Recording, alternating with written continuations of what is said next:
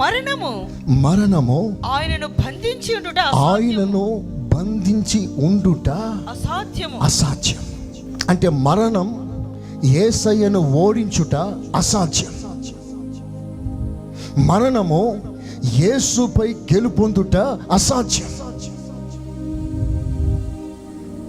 మరణం యేసయ్యను లొంగ తీసుకొనుట అసాధ్యం.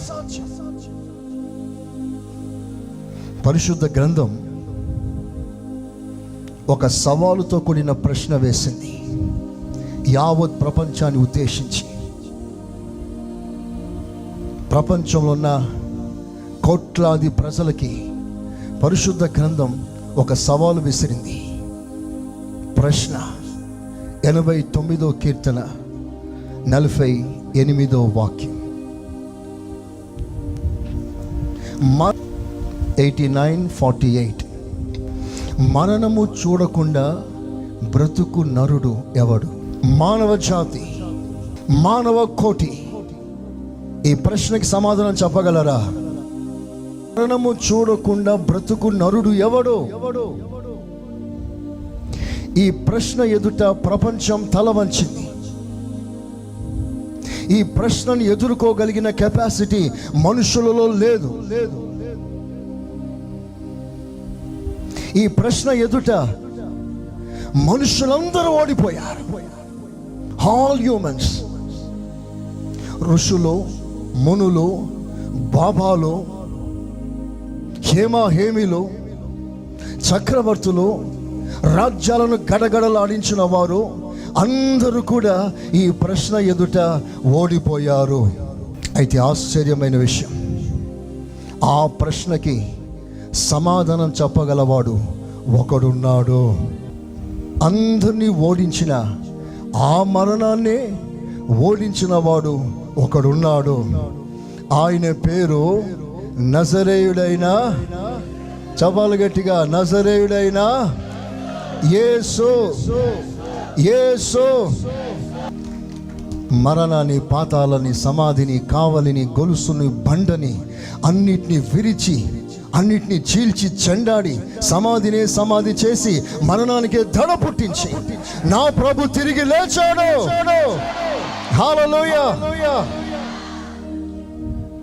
ఆయన లేచాడు, సమాధి నుండి బయటికి వచ్చాడు కనుక ఆయన ఉన్నాడు. సమాధి నుండి బయటికి వచ్చాడు కనుక మనం ఆయన చూస్తున్నాం. ఒకవేళ ఆయన సమాధిలోనే ఉంటే ఆయన ఇక్కడ లేడు. ఏ కన్నులు ఆయనను చూడనేరదు. లేచాడు కనుక ఉన్నాడు, లేవకపోతే లేడు. అందరూ మాట చెప్పండి, లేచాడు కనుక ఉన్నాడు, లేవకపోతే లేడు. ఇప్పుడు చెప్పండి, ప్రపంచ చరిత్రలో మరణాన్ని గెలిచి లేచిన వాడు ఎవరో? చెప్పాలి గట్టిగా. సో మరణాన్ని గెలిచి ఆయన ఒక్కడే లేచాడు కనుక ప్రపంచానికి ఆయన ఒక్కడే దేవుడు. పునరుత్థానం ఒక అద్భుతమైన పాఠం, గ్రేట్ లెసన్. ఏమిటంటే మరణం తర్వాత ఒక బ్రతుకు ఉంది అని గుర్తు చేస్తుంది.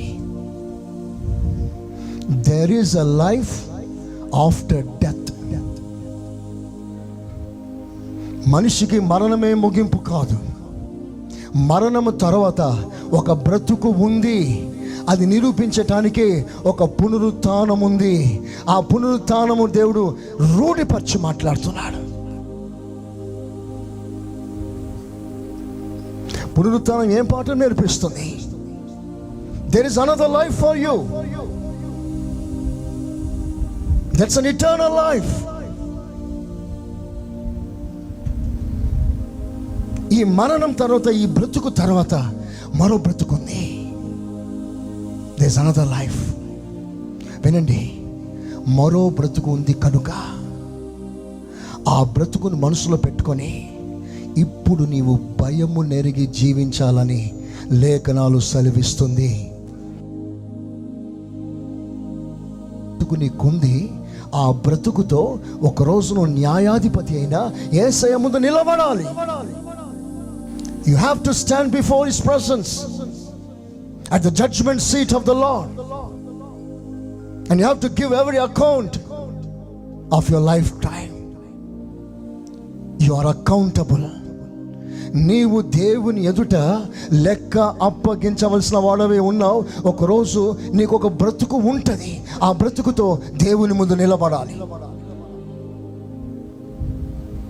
అందుకే ఈ రోజున ఈ ఆయుష్కాలంలో మనం ఇష్టం వచ్చేట్లుగా తిని తాగి సుఖపడటానికి కాదు, నిత్యత్వంలోనికి ప్రవేశించటానికి తగిన అర్హత సంపాదించటానికి దేవుడు మనకి బ్రతుకు కాలం ఇచ్చాడు.